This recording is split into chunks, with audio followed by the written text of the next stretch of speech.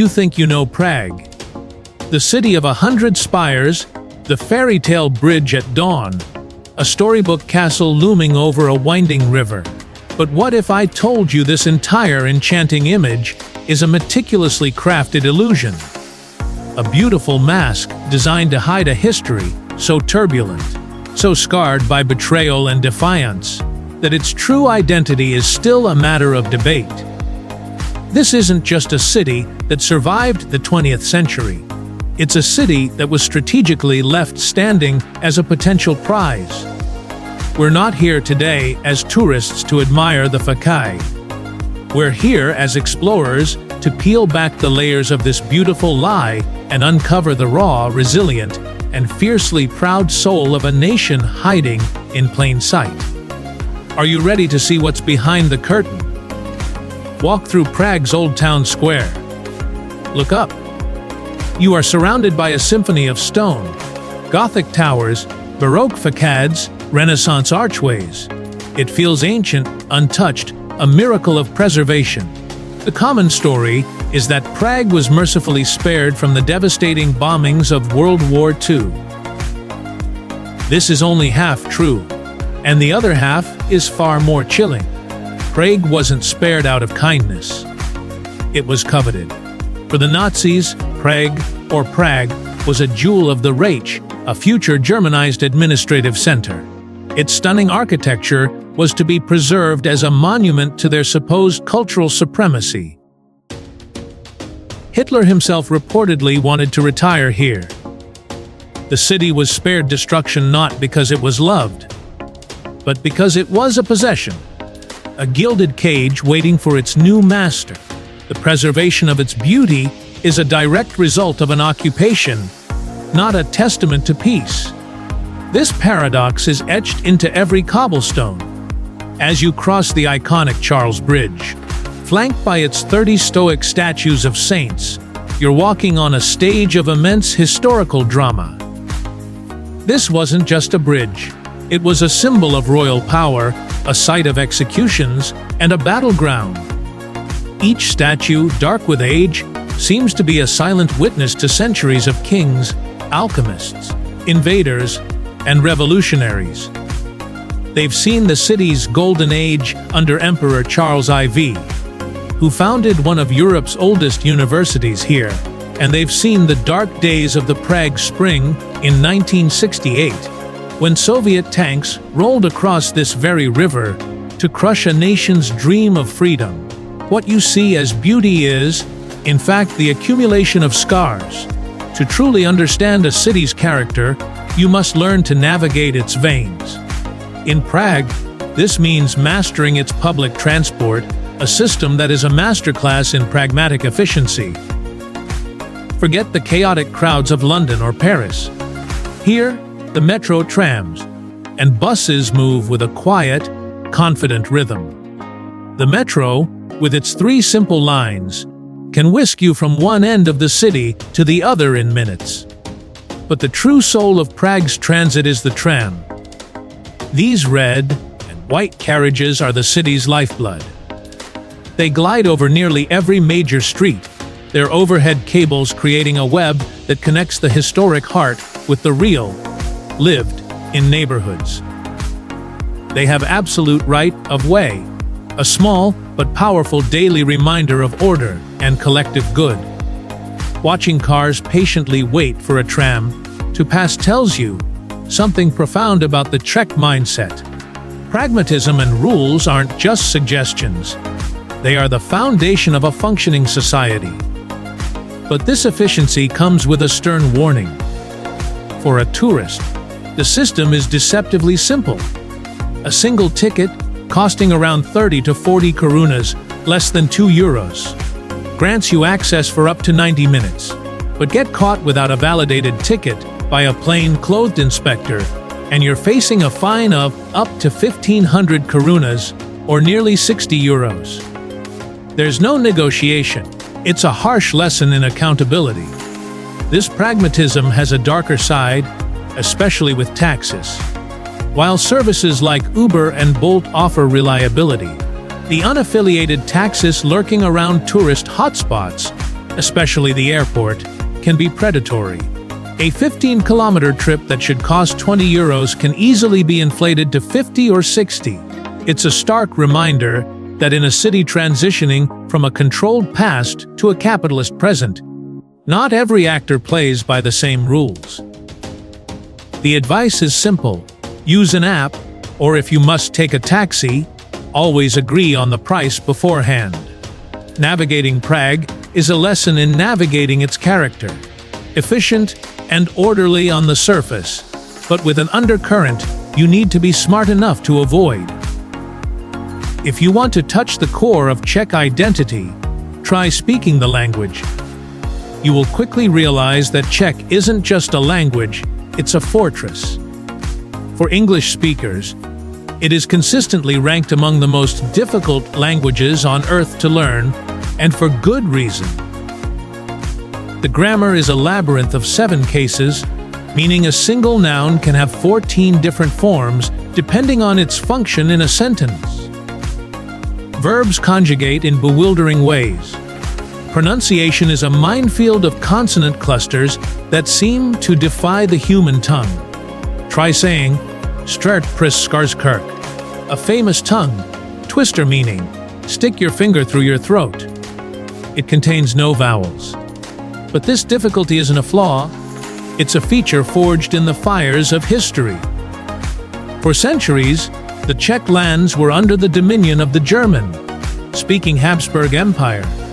The Czech language was suppressed, relegated to the countryside, and considered the tongue of peasants. In the 19th century, a movement known as the Czech National Revival fought to bring it back from the brink of extinction. Scholars and poets standardized the language, wrote dictionaries, and composed literature. Learning Czech today is to participate, in a small way, in that act of cultural defiance. The language is a shield. It has protected Czech identity from Germanization and Russification. When you attempt even a few words, Dober den's good day, prosims, please, Didi kuji, thank you, you are not just being polite. You are acknowledging this history of struggle. You are showing respect for their fortress. In Prague's center, you'll get by with English, but step into a local hospoda or a small town, and you'll feel the subtle shift.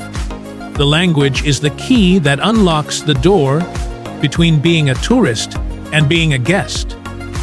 One of the first puzzles a visitor encounters is the currency. Despite being a proud member of the European Union since 2004, the Czech Republic defiantly clings to its own currency, the Czech koruna. This isn't just an economic decision, it's a powerful political statement about sovereignty and a source of both national pride and tourist frustration. This frustration becomes acute the moment you try to exchange money. The city is littered with traps for the unwary.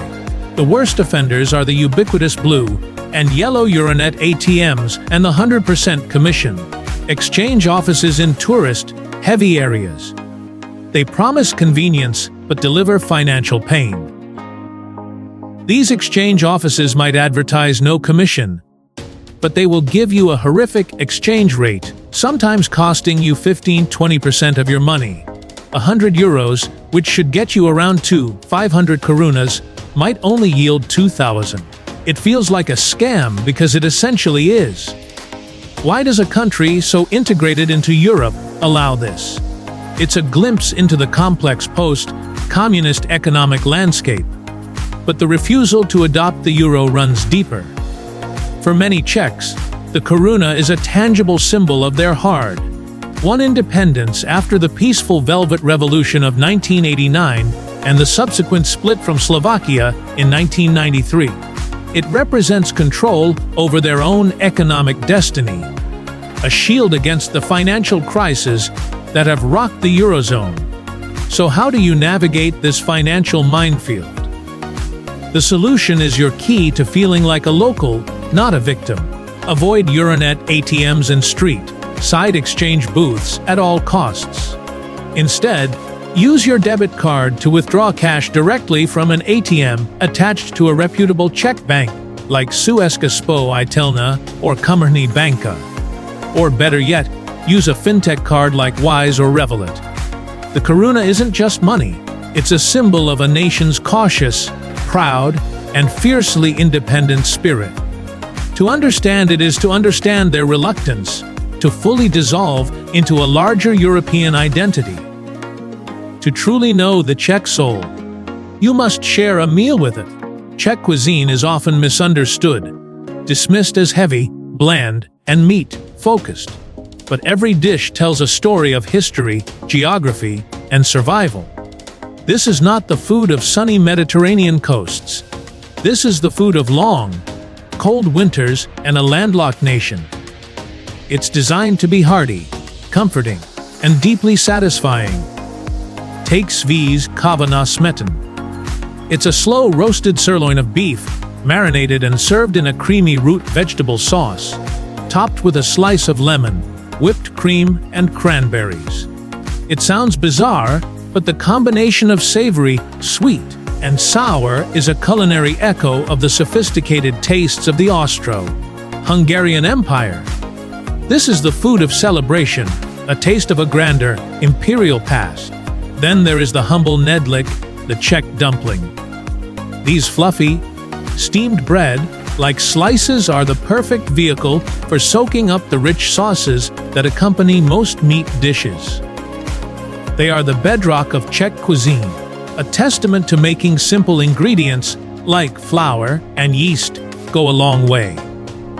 But the true religion of the Czech Republic is not found in its cathedrals, but in its pubs or hospody. The Czechs are the world's #1 consumers of beer per capita, and for good reason. They invented the Pilsner style of lager in the town of Plassy in 1842, creating the golden, crisp beer that conquered the world. Here, beer is not a luxury, it's a social staple, cheaper than bottled water. The hospoda is the nation's living room, a place where politics are debated, friendships are forged, and life is lived over half-liter mugs of frothy Pilsner. Ordering a beer is simple. You just sit down. The waiter will bring you one without asking. To stop, you place a coaster on top of your glass. It's a ritual, a piece of living culture that says more about community and daily life than any museum. One of the most striking characteristics of modern Czech society is its relationship with religion. The Czech Republic is consistently ranked as one of the most atheist or religiously unaffiliated countries on Earth. Recent surveys show that over 70% of the population claims no religious belief. This isn't an aggressive, outspoken atheism, but rather a quiet, deeply ingrained indifference. The easy explanation is to blame the 40 years of communist rule, when religion was actively suppressed.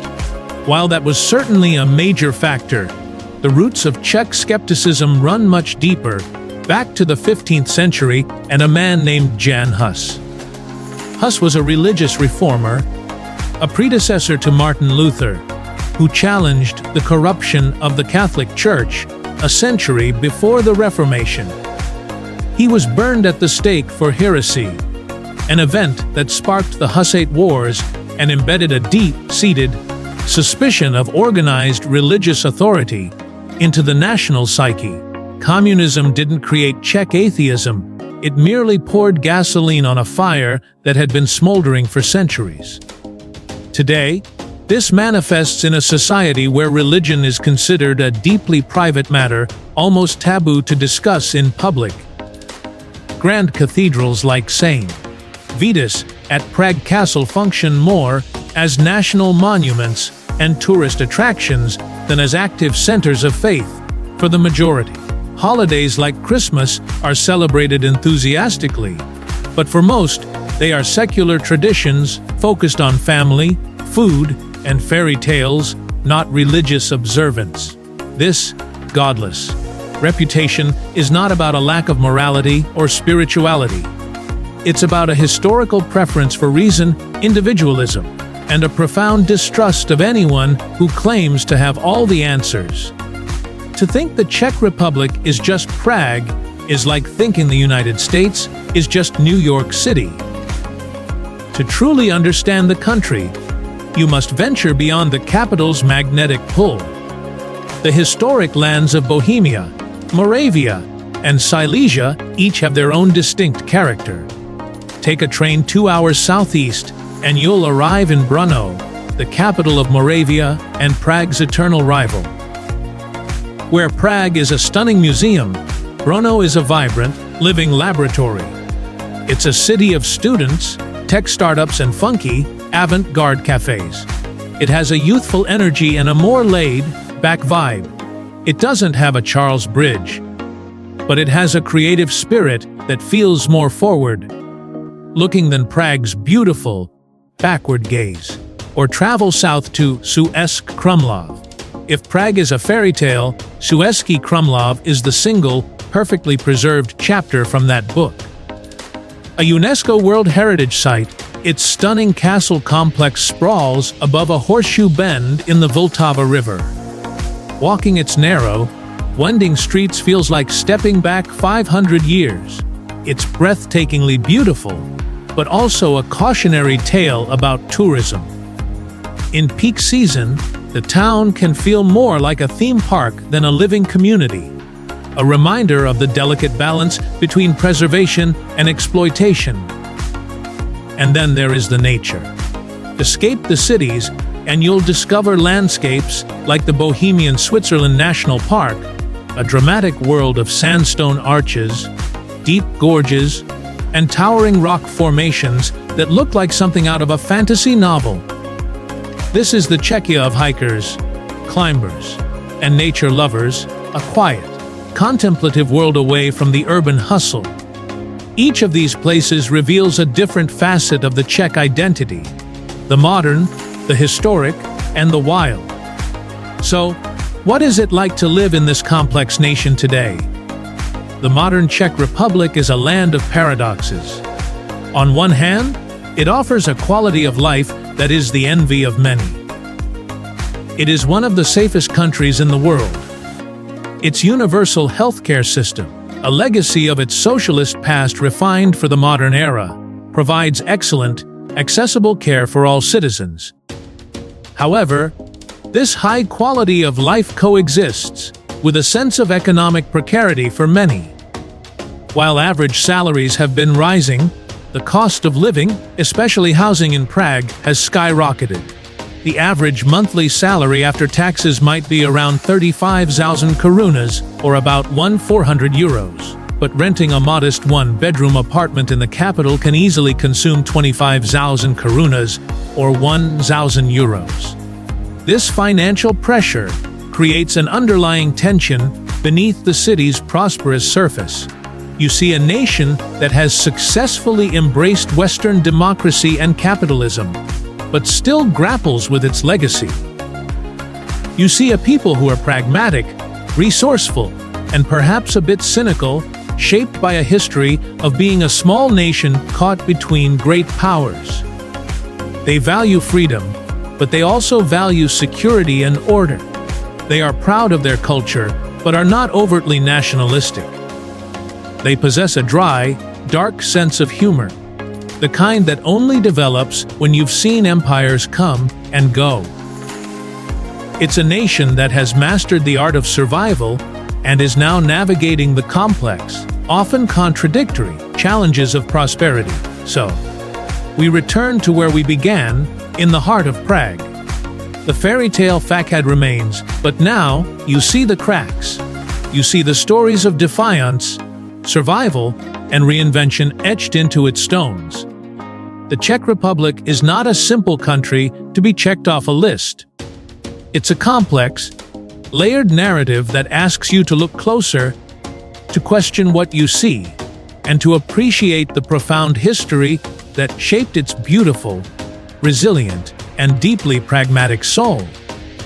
It teaches us that a nation's identity is not just in its grand monuments, but in its language, its food, its skepticism, and its quiet, unyielding pride.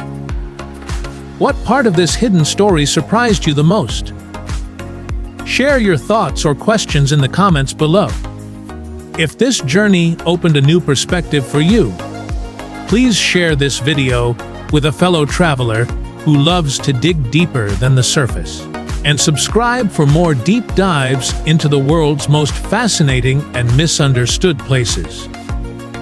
Thank you for exploring with us.